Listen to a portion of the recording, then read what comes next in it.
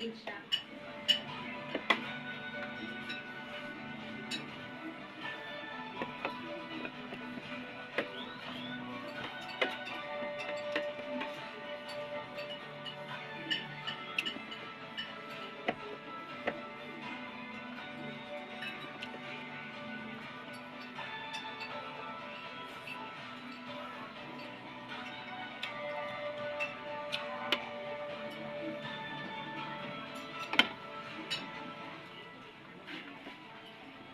May malamig dyan, Nay?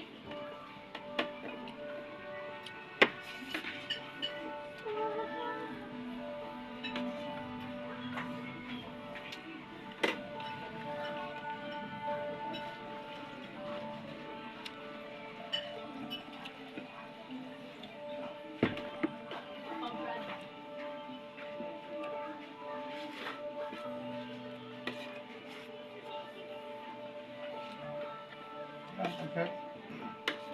Justin na lang yung baka dyan. Kasi kung ano yung pinapakita namin, pinapalagay ko na sa masabi ko sila kahit wala tayong kailangan sa cellphone. Diba, kahit ano, dahil nagalit tayo sa kanila, pag uwi natin, kasi talagaan ko ng maayos. Okay, sila kasi hindi ba nila dito Right.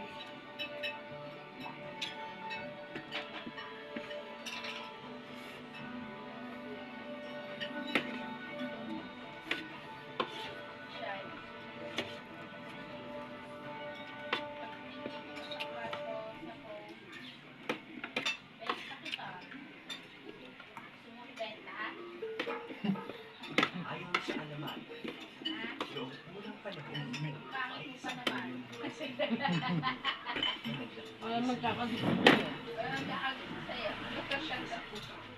isang payapang pamayanan sa kabundukan. Kala mo ganda-ganda mo.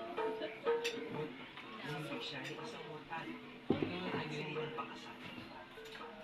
Ang bulol ay pinay at hindi makalakad.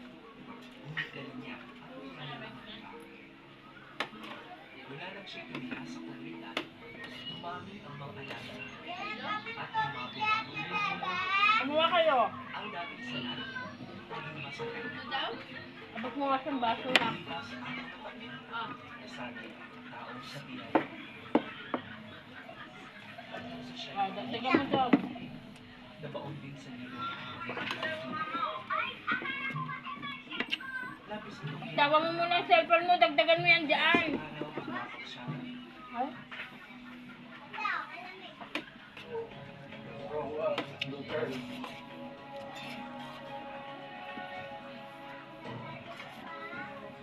Posibleng makaharap ni dating Pangulong Rodrigo Duterte sa International Criminal Court o ICC ang ilan sa mga biktima umano ng madugunang kampanya kontra droga. Mahigit 300 biktima na ang nakapasa para lumahok sa pre-trial proceedings. At nakatutok si Salim Arectra. Kulang isang buwan bago ang confirmation of charges hearing ng dating Pangulong Rodrigo Duterte Ang dami sa talaga International napatay. Criminal Court o ICC.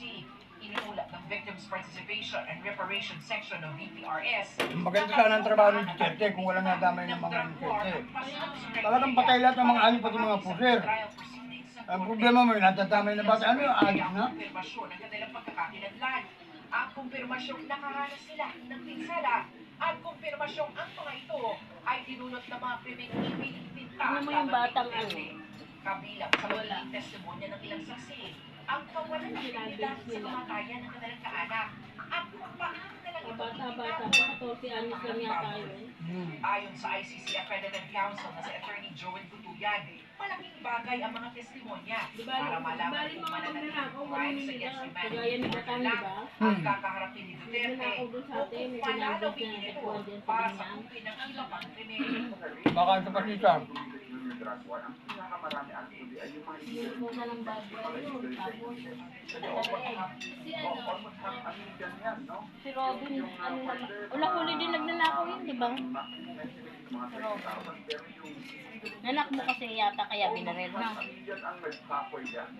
Dati nang sinabi ng ICC sa GMA Integrated News na maaaring makaharap ng mga saksi si Duterte kung iharap sila sa confirmation of charges hearing.